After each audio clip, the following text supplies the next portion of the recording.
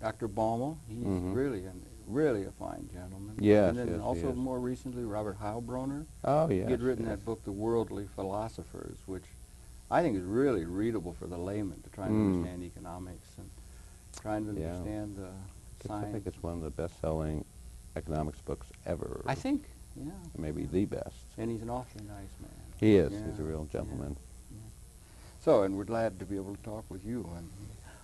Welcome very much to Conversations, where it's a pleasure to welcome to the program Dr. Edward Wolff. And Dr. Wolff's at the Star School, I believe, at New York University, and is a professor of economics at New York University. And Dr. Wolff, welcome very much. Is that correct, the Star or the? Well, the Star Center. Star Center, but it's it's a part of the economics department. And it's also MBA, and I saw on the internet that you've just been awarded one of the 10 best in the whole United States. And they were giving kudos to that center, and we congratulate you and your colleagues on it, and one of them being Mr. Baumel. We were just chatting. He was here a few months ago, but in any event, welcome very much to Conversation. Thank you. Thank you. Pleasure to be here. We're going to be talking about you and the work that you study, the particular area of interest that you have, which is disparity of wealth, or the tendencies of wealth in the society, American world society. And I want to show right at the outset, if we could, this is a book that was published. You can just see it on the screen. This is called Top Heavy. It was published by the 20th Century Fund, and it's subtitled A Study of the Increasing Inequality of Wealth in America. And this is put out, as we say, by the 20th Century Fund recently, and a great deal of work that's been treating of this subject, and we're going to want to talk about that with you. But I wonder if maybe you could, at the outset here, maybe you could share some of your own background, where you were born and raised, that sort of thing, your education, how you got into the economics field, and then we want to go into depth, because you are perhaps, I would say, the best that we have in the United States in terms of understanding how we can get a quantitative measurement of what the reality is in terms of the evolving wealth and wealth disparity that there exists within the society. But could you share some of your own background? Well, I was born in New Jersey, not far from here, and I grew up in Tarrytown, New York, which again is not far from here, one of the suburbs in Westchester. And then I went to undergraduate school at Harvard, and there I became interested in economics, mainly because of an interest in the political and social events of that time. This was during the 1960s.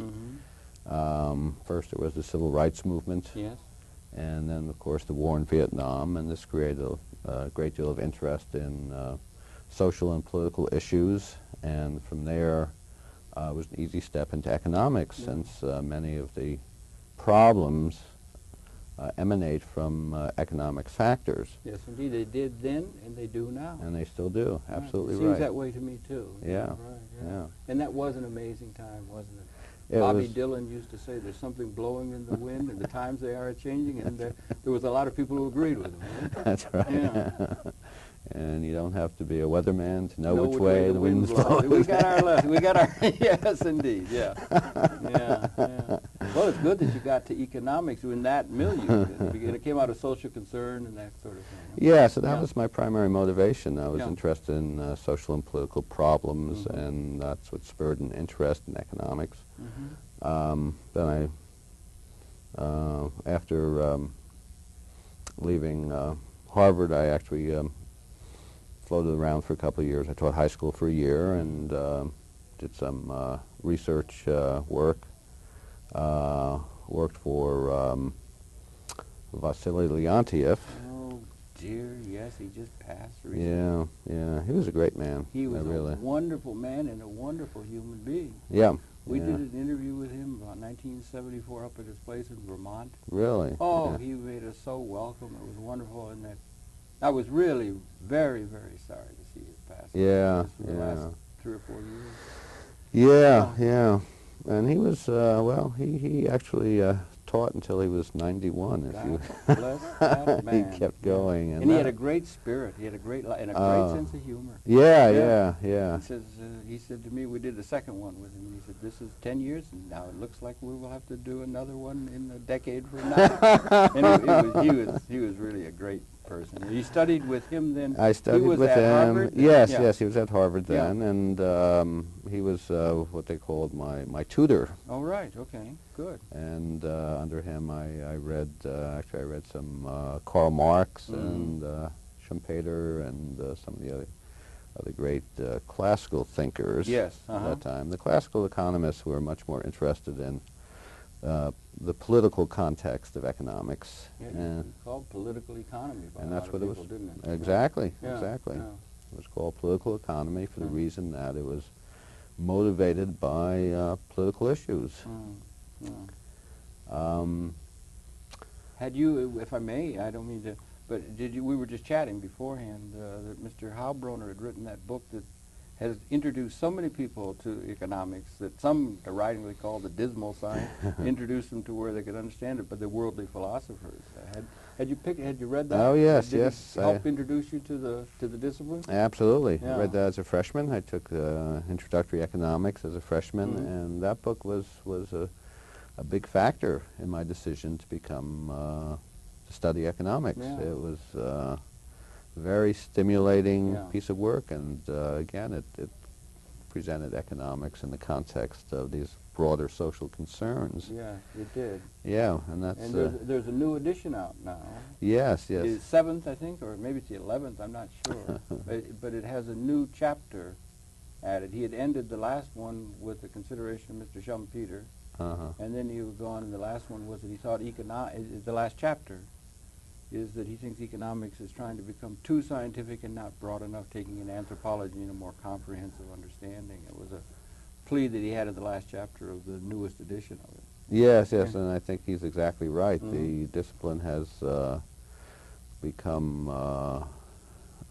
very analytical and mathematical. It's become overtaken by the physics model that the only true science is kind of analytical and mathematical discipline that physics is. And I think as a result, it's lost a lot of its broader context. And it doesn't really lend itself that easily to mathematical methods. It does not. No, no. It's because the categories themselves are so loose and effervescent. Okay. Physics, you have very distinct categories. You have mass, you have velocity, you have light, Right. you have so on. And, you know, these categories have been around for billions of years. Yes, They don't indeed. change. They have been, right, yeah. And when you have simple categories and they interact in fairly stable fashions, again, they've interacted the same way for billions of years. That's right, yeah. Then that kind of You can get real laws that are laws. right, Yeah, exactly. right. Yeah. But economics, the categories themselves are very slippery and they change over time. What is capital, for example? That has changed over time. What is a market? That has changed. Look, with e-commerce, we have a whole new conception of what the marketplace is. Right, yeah. So we live I mean, economics is a discipline where the basic categories themselves are not stable over time. That's right, the human condition isn't stable. Exactly. And the input, Mr. Leonte used to have input-output theorizing and so forth, but the input to actually what we call production, the various inputs to production in their ratios to that production might change with time. For instance, technology is more and more relevant than it was 100, 200 years ago. yeah, yeah, that's exactly correct. Yeah.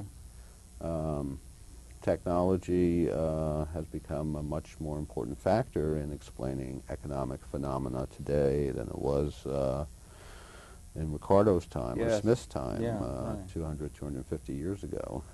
Yeah, Mr. Howe Broner suggests that's when it began. The discipline began in 1776 with The Wealth of Nations. That's right. Of the two great events of that year, Yes. it may be that The Wealth of Nations in the long run has turned out to be the more important Might one. well be, although I think the steam engine sometimes, I'm not sure, maybe I'm wrong on that. The invention of the steam engine was a big a big thing at that about that same time. But it's only a couple hundred years then that we've had this discipline that now, and we were just chatting before, that it's become, and I agree with you, that the major questions in terms of the polity and the social organizing of the planet is really economics.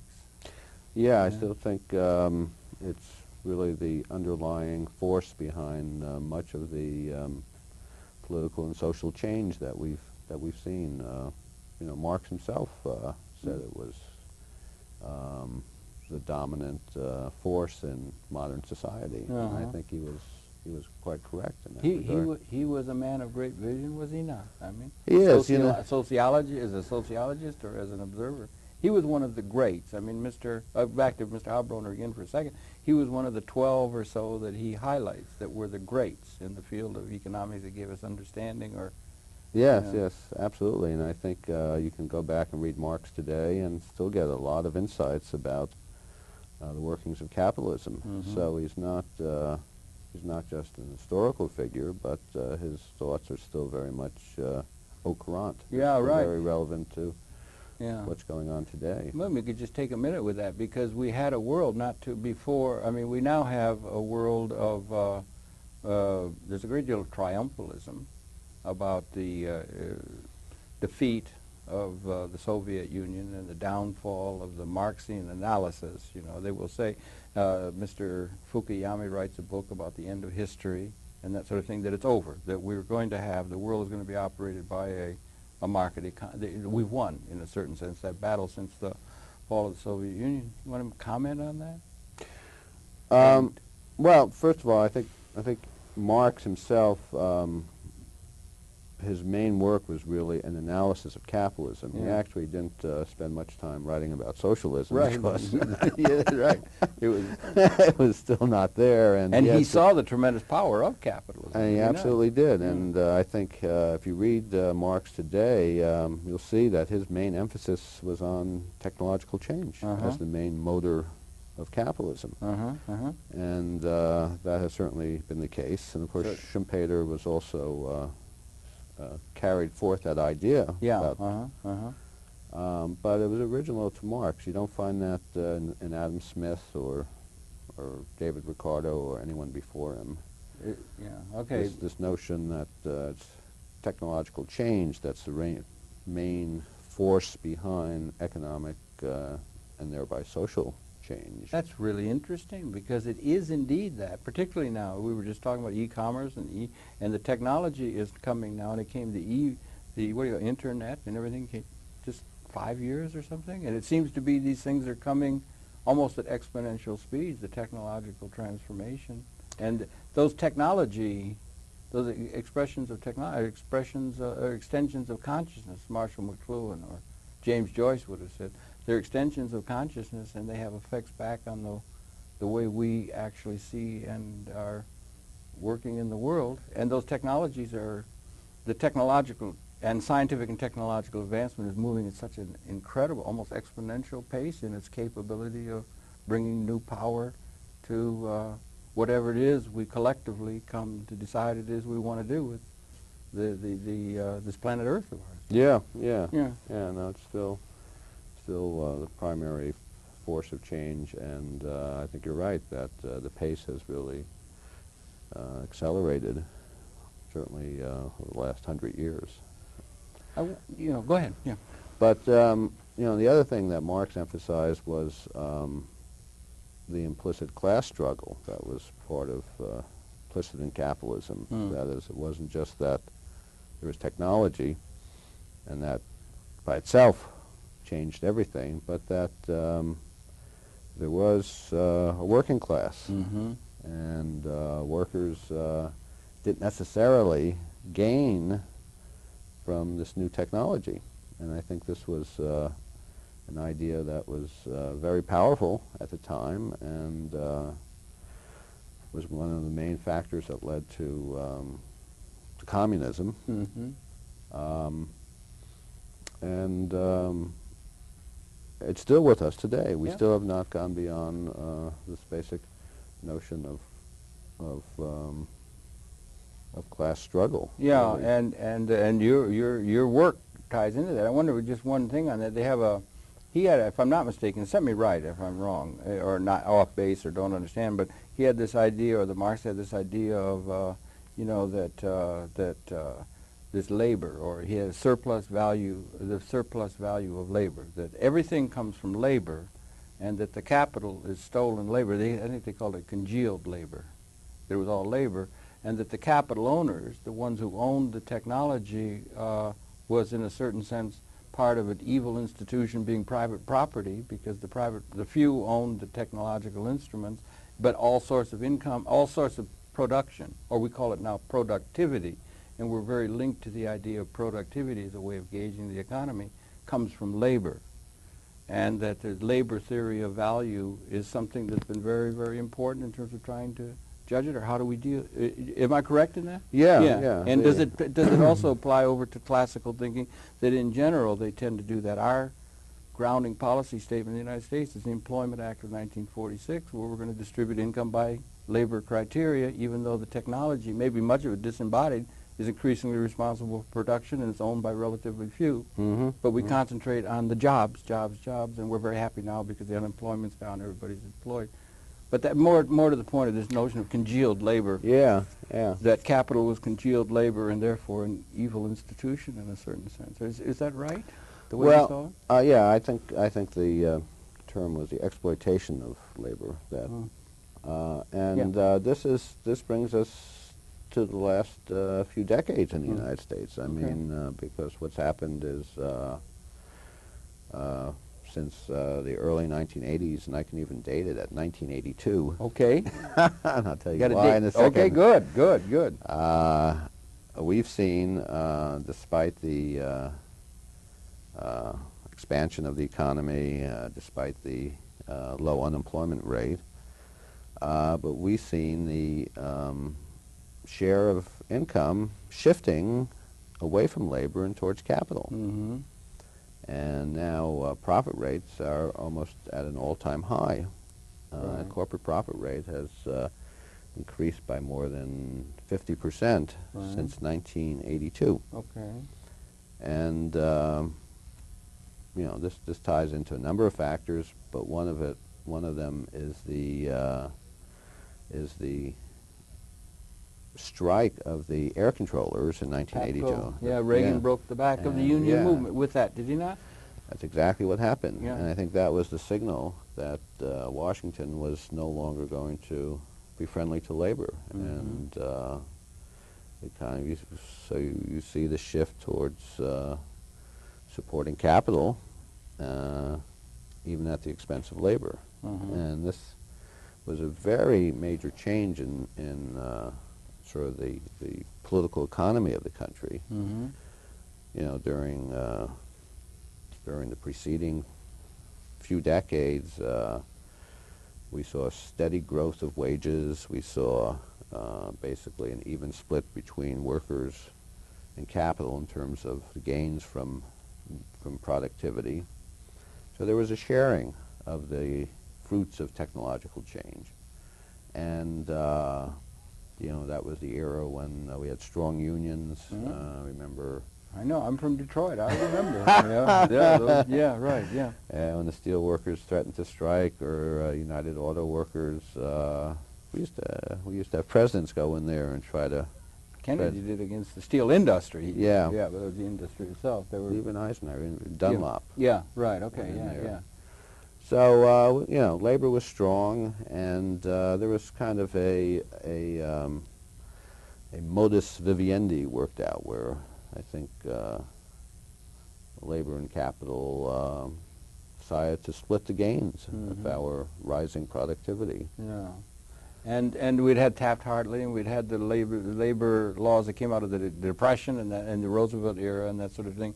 And the labor was still, the labor contribution to the production was still great. I mean, if you draw that analogy back, if you go instead of in the 30s, 40s, 50s, golden era, maybe 60s, of labor's role in terms of the American society, but if you go back in terms of this capital and labor input to production, you go back to, say, Thomas Jefferson. Let's go back to 1776 again. But if you go back to that time, and if you were to try and draw a an understanding of how much of, instead of saying productivity, which we tend to use, we were talking about productiveness. So you're going to create, you have a cobbler, and he's going to make a pair of boots, and there are no machines or anything much. There's a hammer, and it takes him 8 hours, 10 hours, 12 hours to fashion the pair of boots. A great deal of labor went into that. Labor was really responsible for what was being done. It was the labor cutting down all those trees and things to clear the forest. It was labor because the technology simply wasn't there. Mm-hmm. But now, if you, so I don't know, I've seen some estimates where maybe 10% of the actual production was the result of technology, the hammer, Mm-hmm. and 90% was labor, you know, in terms of what was being done. And then I've seen projections where they went, they say we may have just reversed those now. That the actual production, particularly as we start looking at automated systems and so forth, the actual production is maybe 90% something other than labor, and only 10% is the responsibility for, is labor, and yet we distribute practically all income by labor criteria. Mm. The technology is owned by what, 5, 10% of the outside or something in any kind of depth. So the ownership of the technology is very, very narrowly held. But can we get at a measurement of how much of the production is technology, or how much of it is something other than labor, and how much is labor, or do we have a clear understanding of that or not? And what I'm getting at, I guess, is it appropriate to have a labor theory of value as a way of distributing income, or do we need something else to where it's in tune with the way things are actually being produced, particularly as we look ahead, these algorithms with cybernetic and automated capability of providing without the need of the labor input. Yeah, well, labor may suddenly become obsolete. It may indeed. Well, no, or it may be redundant, or they'll be able to do things increasingly because these computer systems are becoming so incredibly productive. Yeah, but on the other hand, labor is still needed in certain industries, like luckily education, which is my my industry. Yes, thank goodness they need professors, right? Yeah, right. Although they've tried to, you know, that's interesting. They've tried to replace professors or teachers with programmable instructions, and or they have in Britain. I just saw it was I thought the magic year was 1970 myself, but the magic year that the British Open University got started, and I see they're coming now into the United States, the Open University. The British Open University is coming where you take the best mind in any particular discipline and make it widely available. Yeah, yeah. Like you. You, with all due respect, you should be widely available to a whole national audience, and because they could get to the best, in a sense, you know, in terms of that field. But or Mr. Balmer or Mr. Howe Broner. Yeah. But it's still curious that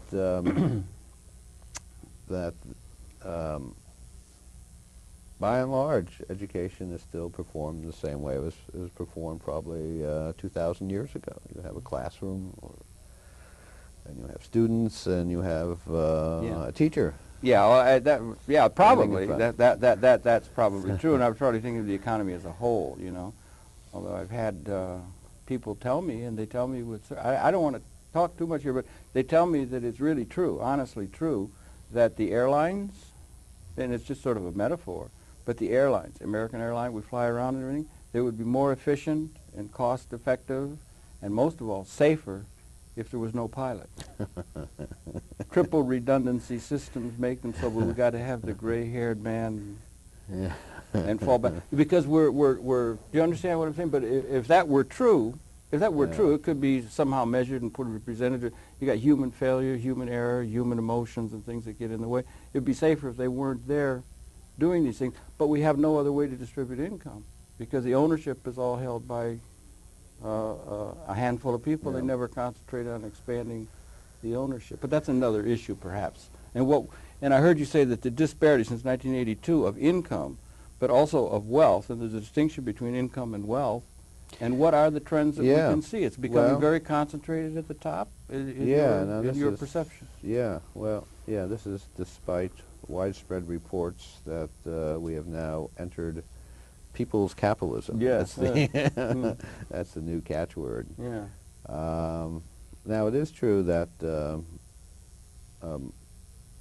a higher percentage of households do own some stock today than they did, let's say, 20 years ago. Okay. In fact, as many as 49% of all households have some stock ownership.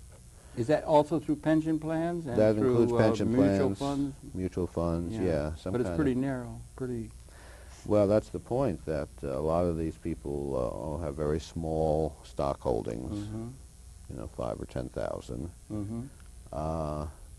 So it gives the illusion, though, that you know, there's no longer a conflict between labor and capital because everyone's become a capitalist. Yeah, you see. and that is decidedly not the case. That's right. Yeah. It is decided, and we should spell that out. I mean, people will say, yeah. with this mutual funds, everything's going great. Everybody can become an investor, and they can reap. That's not the case. That's absolutely not the case. Would there be some people who try to argue that is the case for political or other reasons? Well, but people will look at that 49% number and say, "Hey, look, everyone is becoming a capitalist." Yeah, There's lifts no all longer- boats, huh? Lifts.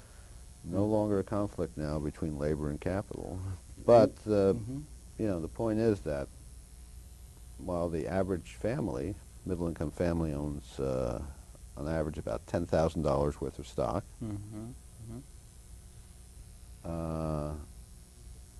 the upper income class, that's people with $100,000 or more, own on average $150,000 worth of stock. So that's 15 times as much. And if you just watch Bill Gates, they've got a website that just tracks it. It's absurd. And Mr. Allen. Bill Gates alone owns as much wealth as approximately 45% of all Americans.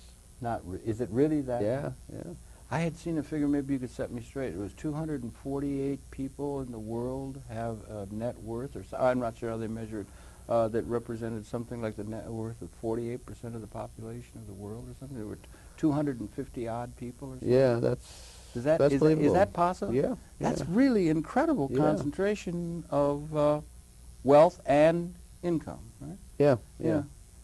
Absolutely true. That the illusion that that wealth is spreading out throughout, well, our society and then maybe throughout the world is really an illusion. Is an illusion. Yeah. And in fact, if anything, it's becoming more concentrated at the top. Yeah. And the trends are just troubling in that way? Yeah, we've again, we can date it from the early 1980s for wealth in particular. Income disparities, we date that a little bit earlier, maybe the mid to late 1970s, but both have gone on an upward trajectory since that time, and really accelerated in the 1980s. Yeah, and continue. It's continued through, let's say, in terms of income, it's continued through maybe 96, 97. It's leveled off in the last few years in terms of income. Yeah. But in terms of wealth, it's still rising. Yeah, and is it important to what we mean when we say wealth and how we define what we mean by wealth, and that some wealth is really available, I mean, that can be converted into, let's say, how do we define what wealth is? Some wealth is convertible immediately into income, or how do we define what we mean when we say wealth? Yeah, it's an important question, I think. Yeah. And it's a good question because most people don't know, at least how economists define wealth, and we mean the assets that people own. It includes housing, if you own your own home. It includes other types of real estate. It includes bank accounts, checking accounts, money market funds, stocks and bonds, mutual funds. If you own your own business, it includes the value of that business. And it includes various pension accounts, like IRAs and 401ks. And then from that, we subtract out what people owe, their Mm-hmm. debt. Mm-hmm. The main source of debt is mortgage debt on your home. Mm-hmm. And then there are other kinds of debt, auto loans, credit card balances, other kinds of consumer loans. Right. And that difference is what we mean by wealth or net worth. Uh-huh. Sometimes Is it a standard agreement on how that is measured, or the way you measure that would give you different results in terms of it? yeah, And there's how much of that of those things you ticked off can be converted to cash, or how do you define what it is? Like a automobile could be something that you're not going to be able to get something for. Or, yeah. Now that's sort of one of those borderline issues. Do you and is include it them? important? I mean, It makes a little bit of a difference. Okay. Yeah, you get, if you include automobiles in your measure of wealth, you get a slightly smaller concentration ratio. uh-huh. You can include other kinds of consumer durables, as we call them. You Mhm. include furniture and TVs and appliances, because in a sense all of these have some kind of resale value. Mm-hmm. But they're not very liquid, as you said. Yeah, they're not liquid. Yeah, but on the whole, we understand what we mean when we're talking about wealth and how we get at net value and that kind of thing. We have an agreement among the economists, because there is some disagreement among economists who will look at our economy or our situation. There's you who will say there's a problem of there being disparity between the well-to-do and it's growing, and as you say, the study of the increasing inequality of the American economy. And there are other economists who will look at the figures, or they'll look at the facts, and our presidential candidates and so forth. They'll look and they say everything's hunky-dory. Now, what is the lay citizen to think, and how do we get at some sort of a quantitative thing to where we can get at what the reality is? Just Well, like this is your field of study, yeah. to be immodest, they should read my work. Yes, I will second and third and fourth that. They should. And I was quite serious that your work should be out to a whole wide audience, and it's be understanding that to repair. But you understand what I'm getting at. You'll have colleagues within the field, and they can come to different conclusions, much less the politically motivated, what do you call them, or not, the boosters and that kind of thing. You know, they're saying everything's great. Yeah, well, there are some people who look at the numbers and say, well, there's not really an upward trend, just because things do wiggle around a little bit over time. And this is the greatest economy we've ever had. You see all the president, Mr. Gore, and everybody's saying this is the greatest economy we've ever had, and let's share this prosperity, let's build on this prosperity. Let's not change anything. Let's not talk about things. There are some disaffected people, but do you understand what I'm saying? Yeah. No, that's absolutely true, and it's true that the last 2 or 3 years, inequality, at least of income, has moderated. It hasn't really gone up, but it's taken an incredibly lowering of the unemployment rate to finally get wages to rise a little bit at the bottom. Because wages have been basically stagnant for almost over 25 years. Is that true? The wages have been stagnant, you think? Absolutely, yeah. I mean, this is what's so... the figures are all right from commonly agreed figures. Yeah? Those figures, are indisputable. Yeah, all right, They're from our U.S. Bureau of the Census, Okay. and they're from our U.S. Bureau of Labor Statistics. These are, government agencies, but they're independent. They're set up as independent agencies. They're not under the direct influence of the president or the executive branch. Right, because yeah. So no, these numbers are pretty much indisputable. That well, that's good. We've got that because we have a congressional budget office. We have different kinds of people and different political, ways of looking at things, and we want under. Because that's important that we can understand and trust the figures. We need standard agreed-to figures. Yeah. That's exactly true. We need some kind of nonpartisan organization that will produce these figures, so we all have some common ground to discuss these issues. And we want to trust, and by and large, we want to trust government sources for those figures. Well, they have a certain disinterest, or Some people would say the government has an interest in moving the society in a certain way or something. Yeah, I The way mean, you count things. yeah, I mean, if anything, they would try to show that things are rosier than they are. That they got that, right. Yeah. Sure, but, to get reelected. Yeah, Yes. yeah. Uh-huh. You know, they want to milk the figures as much as they can. Right. But, you know, if the official figures show that wages have been flat, Mm-hmm.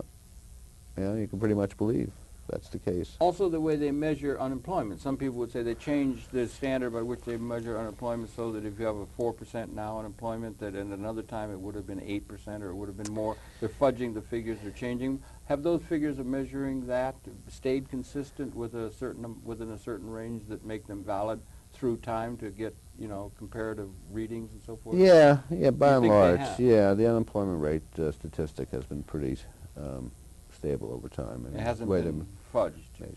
No. But you know what is going on, and sometimes is hidden from public view, is that our definition of the labor force excludes what we call the institutional population. Prisons. Prisons, yeah. It's the biggest growth industry we've got, is it not? Absolutely. We are now up to 2 million. 2 million and growing. And we are now have the highest incarceration rate in the advanced industrial world, and probably second only to Russia. Really? Yeah. I'll be done. Yeah, and growing, right? And growing. I had And one person we have, you know, California is now spending more money on prisons than it is on education. Yeah, I had one person say if it wasn't for that, she figured how many, you got one incarcerated people and you've got how many people that service the incarcerated people, you probably got, with people supplying food and getting things to go for that, you probably got 5 or something, and you'd probably have you got 2 million, you got 3 million, you're going to have a factory, you're going to have, you know, 15 million people that would be unemployed that are servicing the service in. We would be in terrible figures if it wasn't that we had everybody locked up, you know, that kind of thing, which is a sort of sad way to do it. But then that's probably tied into the war on drugs and that sort of thing. And yeah, but from a statistical point of view, it cuts about 2 percentage points off the unemployment rate. Right, that's because if these people were on the streets, they probably wouldn't be working, and so the unemployment rate would be instead of 4%, it would be 6%. So lock them up, huh? I mean, well, that's another issue. But so we got that, and the thing we're talking around it. So we got income, we got wealth, and then we've got also the fact that people used to have employment. That in my good old day, my grandfather was a union organizer of the lithographers and things in Detroit, and all came up. But they used to have jobs that were they weren't temps. They weren't temporary. They had benefits. They had a whole lot of things that went along with them, and they had a longer term prospect in terms of holding a particular job and that sort of thing. Things are moving very quickly now, and there's a lot of young people, and they're brought in and hired. They had a lot of downsizing in the 80s with a lot of senior management people and that sort of thing, and then they brought young people in at a lot less cost, and they didn't give them benefits. They didn't have a security. They don't have collective security yet adequately or something. So the jobs that they have don't have all the kind of social cohesive capability that the traditional jobs did or something? Is there any point in talking about that? No, that's the other side. When we talk about income, we exclude all these other fringe benefits, and that's the other thing that happened. Gone for great numbers of people. Yeah, they've taken away the, what we sometimes call the primary labor market jobs that provided these good benefits, health insurance, pensions, vacation time, and now they've substituted them with hourly jobs that don't carry any benefits with them. And so, you know, we have a health insurance crisis in this country. We have 17% of the population without any kind of health coverage. Right. And this includes a lot of working people. A lot of working people. There are working people who are in poverty. Well, there are working people who are in poverty line. Yeah, they're working 40 hours a week. There are some people. Absolutely. Yeah. You know, because the minimum wage is $5.25 an hour, and you work 40 hours a week, 50 weeks. That barely gives you $10,000, and the poverty line for a family of 4 is $16,000. All right. So, right. you know. And it used But to that, be. but that, yeah, that's a big change. If you were at the minimum wage in 1968, All right. you would be above the poverty line. And now, if you are, you would be well below it. Well below it. Yeah. So that's yeah. an indicator right there. And it Absolutely. used to be back in the good old days, the 40s, 50s. One guy would go out and work at the Chrysler factory or something. He'd raise a family of 5 with his wife taking care of all the things at home. Right. Now they go out, and if they want to have a career, great. But they go out and because they have to meet the mortgage payments and so forth. You got 2 people working for what it used to be handled by 1. Yeah, and that's the other side of the story, with wages flat, and actually wages have declined at the bottom half of the distribution. Mm-hmm. Just take the bottom half of workers, their average wage today is about 15% lower than it was in 1973. Wow. Really? Yeah. That much? 15%, yeah. Uh-huh. In Inflation adjusted. Adjusted. Yeah. Right. Okay. Yeah. So, you know, the only thing that's kept family income stable, and family income has been pretty stable, is that wives have gone out into the labor market. Mm-hmm. Well, we should get Fagin again and get the kids. We should get the kids Well, out there. You know, we should get rid of these, you know, get those little 8-year-olds out there working and breaking up coal. Or something. You know, bring Charles, Charles Dickens bring back Dickens now Yeah. that we need him, right? You know, Yeah. but I mean, no, there's a thing to that. But this is a thing that is not. I'm trying. You write on that, and in general, for your perception, the inequalities that exist within the economy are patent. I mean, are obvious and are part of the thing. Are part of the trends are not good. And it's something that we, the citizenry and the policymakers, should understand better than we do. Yeah, or at least bring attention to it. Don't throw it under the rug, Mm-hmm. which is, you know, even in this current campaign, no one is really addressing the inequality issue per se. Some people seem to think, you know, you got some of the pundits, Arianna Huffington just wrote a book saying how to create a revolution or something, and that the people who were from McCain, a lot of the people, there's discontent in the middle. There are some people saying, and that there might be a political group. But why is it that this has happened, in your estimation? What has caused this to happen? Since you marked it 1982, I don't know if that was PAPCO or what it is. Yeah. Well, and what is it that caused it? Was it the supply side, or was it, you know, what caused this to happen? And if this is a deleterious, what should we do about it? How can we address it? Well, it's there. As we only have a few minutes, unfortunately. Yeah, many of these things are. There are a number of factors. We economists always like to say, "Oh, there are a number of factors." Yeah, that's but right. one, of course, which I mentioned before, is that unions have greatly declined in importance. They used to represent 1/3 of workers back in the 50s. Now they represent only 12% of the labor force. Then the question that would come from that is why? Why? Well, again, it's well, fairly there's many complex. factors. Another 4 or 5 factors. This will, It's will like take a at child, least a why second. is the sky blue? Yeah. Yeah. Political? Yeah, this will. Well, part of it is that the heart of the union movement was in manufacturing, and manufacturing has really been severely contracted Mm-hmm. in this country. And much is going overseas? Much of it has been outsourced to other countries. Yeah. So we've had a big decline in our core industries like Steel. steel for sure, rubber, chemicals, automobiles to some extent. Mm-hmm. So we've lost a lot of the hardcore manufacturing jobs, Right, which was right. sort of the heart of the union movement. Mm-hmm. But part of it is I think, this shift in political ideology that unions really have a bad rap in this country. Mm-hmm. You know, things were sort of tainted by Jimmy Hoffa and Union bosses and yeah, and the right to work laws. right, and cries of feather bedding. Yes, right. And of course, these things did go on, but that wasn't, you know, that wasn't the main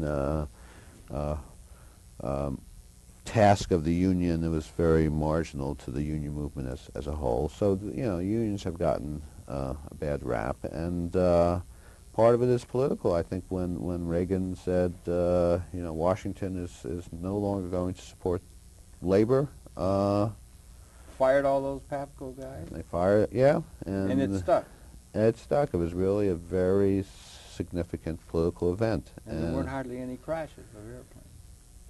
Right. Well, that's another story. But there weren't, were there? I don't think. You know, if there had been, if they had fired them and then there was something that was absolutely vital and they couldn't do it, but somehow they were able to get along.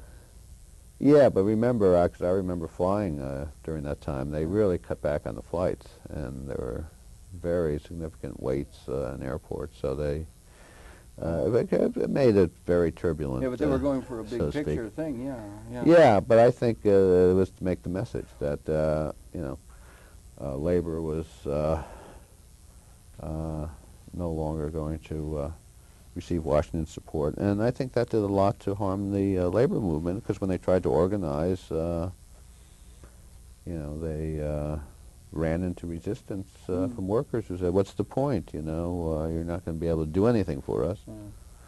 I can remember once we did a program with Mr. Raskin, H. Raskin, who wrote for the Times on labor.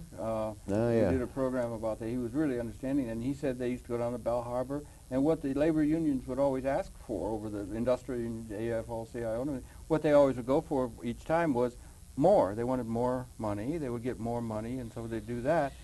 But that this thing that we talked about earlier is that the actual production is becoming more and more, less and less, the input that the labor is making to the productive process in a ratio with other things that could be owned in a capitalist kind of way, owned, technology or what have you, it was less and less. They were contributing less and less to the overall production of goods and services. And he said that they should have, but they never did. They could have collectively bargained for having an ownership stake in the technology that was increasingly responsible for production, but all they could do was see a pattern by which they tried to get more and more for their labor, which was in a race with the technological system that was destined to replace them, and they didn't open up an alternative system for income to be distributed other than labor. And we're still in that fix now. Yeah, we're still in the classic labor Employment Act of relations. 1946, and we will distribute income to the mass of the people by having employment and labor criteria jobs. And the technology is coming, and automation is coming at a rapid pace, and it's all owned by relatively few people. And the masses of people don't talk or aren't able to talk about having ownership for the mass, democratizing ownership of the technology, because we don't have a theoretical, economic theoretical system that lets us see that. Yeah, but I mean, remember Russell Long and Aesop's employees? Well, yes, I mean, they tried. There was some attempt to try to spread ownership of corporations to employees, but it never really caught on. It was always a very marginal kind of an affair, and you know, partly because it was resisted by the labor unions. I'm not saying that the unions. I'm not saying. I mean, you're right. The unions. Raskin suggested they were not visionary enough to see what was coming by stressing what their skill was, and that they could have been and they should have been, and that perhaps some of our political or other economic or intellectual leadership should have been saying that this is going to be coming, that the labor input is going to become less and less.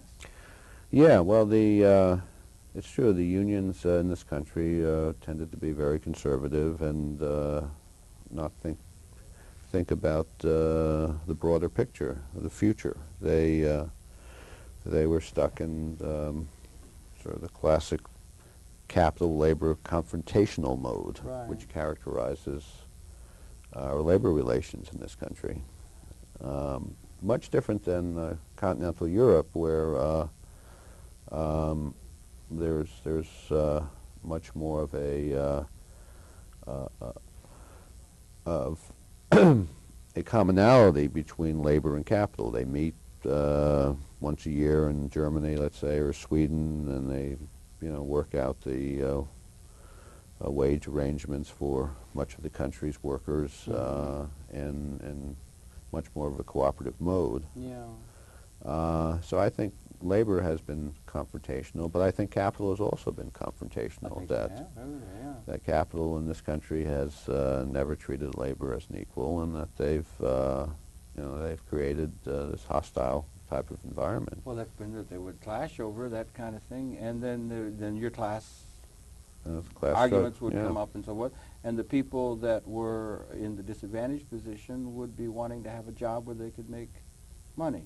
Now the wages have gone down, the things that they've been able to get. Now you've got everybody, the young people getting jobs. They get people are employed enough to where they're not discontented or anything, but that process by which began with the steam engine and began with the whole process of the technology being more and more and if you have a private property economy, somebody can own that.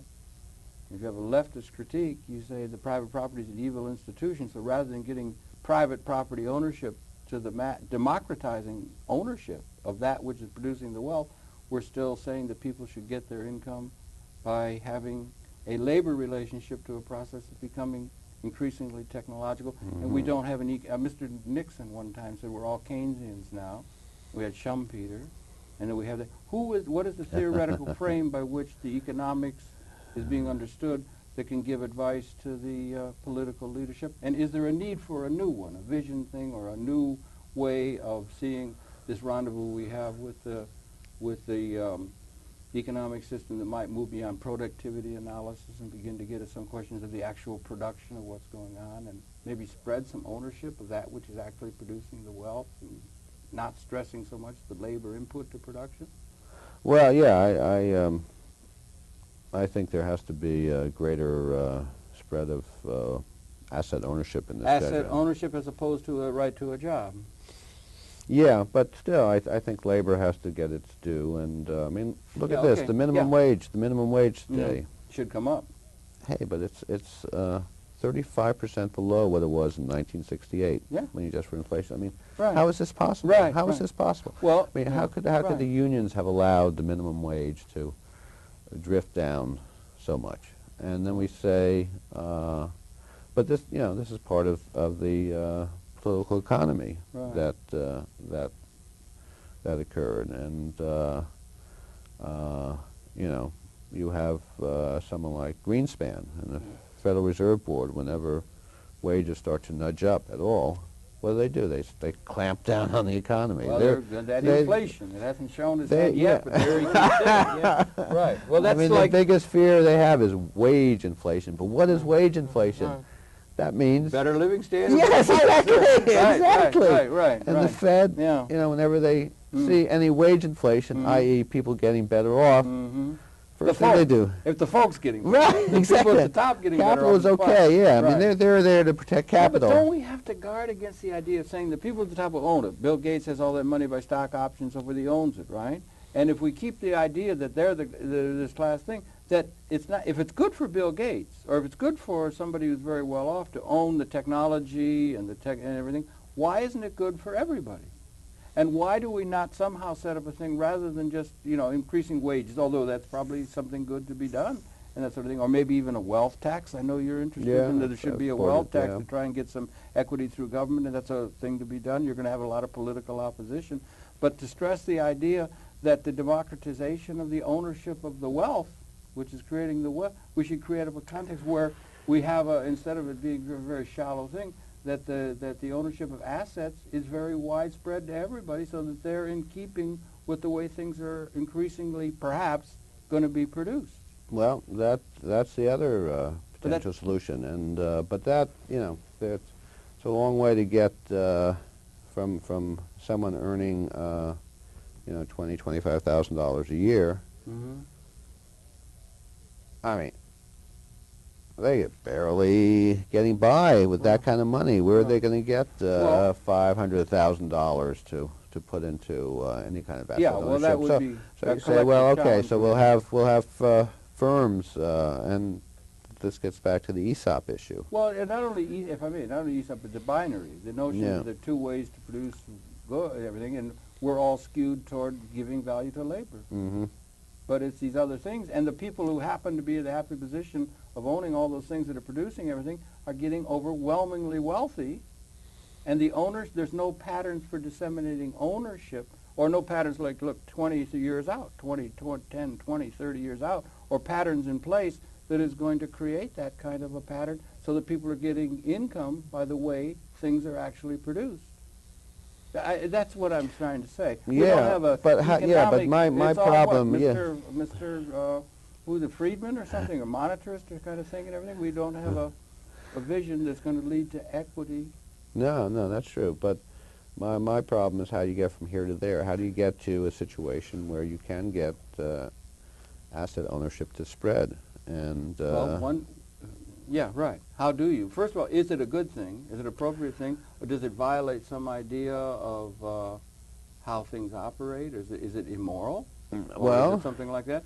Is that one thing? Is it a good thing? Is it appropriate the way things are going? And if so, what is done in order, what gets in the way of that? Most people have no collateral to put up, or they go in a bank, they can't do it, all of that. Is there some way that that could be dealt with collectively and in a political way? Mr. Bradley was reaching for some vision thing, people were reaching for a vision thing, but they're still reifying the old way in which we've done things by and large. You know, there's no vision of something new because we're stuck in the patterns of the old, is what I guess I'm trying to get at in the way the political economy is organized. Yeah, well, I think one mechanism that has been proposed, and it's actually part of our law, is something called individual development accounts. These are actually subsidized savings accounts for low-income families. Okay. And in fact, Clinton has proposed something similar called USA's Universal Savings Accounts. Again, these would provide some kind of subsidy to low-income families in order for them to start accumulating assets. Yeah. You know, I mean, you know, the frightening thing is that there's still a significant percentage of families that don't even have a checking account. I know. That's absolutely the truth. That's the truth. And that's what you've done, and that we've allowed this to happen and to get such disparity in the trends of that. There's nobody that's been covering that as well as you, it seems to me, in terms of following that particular issue. And for that, we all owe you a great debt of gratitude for having followed and put figures forth that show the fact that these inequalities are there. A lot of people are getting along with it. Some people even feel happy in their immediate situation. But the inequalities are there, and the trends are not good on a national scale and on a world scale. And that something is going to have to be done to deal with it. So you're stating the situation that is going to have to be addressed. Yeah, I mean, the other thing that has occurred is that homeownership has been, the homeownership rate has been basically flat, again, for 25 years. That's been the usual ticket for and access that's into been the upper middle class. Exactly, Yeah. exactly. After skyrocketing from 1900 to, let's say, 1975, going from 15% of all families up to 65%. Yeah. There was, and that was partly spurred by the GI Bill, Yeah, right. which gave subsidized mortgages. Yeah. We've seen virtually no increase, and that's the other way of getting asset ownership spread in this country. Yeah, and it's not working very well. It's got a big problem. We've got a big problem. Well, listen, I tell you, I'm sorry. One of the problems is we run out of time. We run out of time here. And this is really amazing. Well, yeah. I really thank you, and I do congratulate you enormously on the work. You've done this better than anyone else that there is that I can see that has documented this. They're very recommended to go to your book. Again, let's just show at the very end, top heavy, and it's, again, what's subtitled, Ed? A study of the increasing inequality of wealth in America. Okay, and he's here in New York City at the New York University. Happy to bring you those perceptions. Thank you very much for coming in. We on Conversations invite you to tune in again next week. We'll come back same time. Ed Wolff, once again, thank you very much for coming in and for all your work. Thank you for having me. Not at all. Until next time.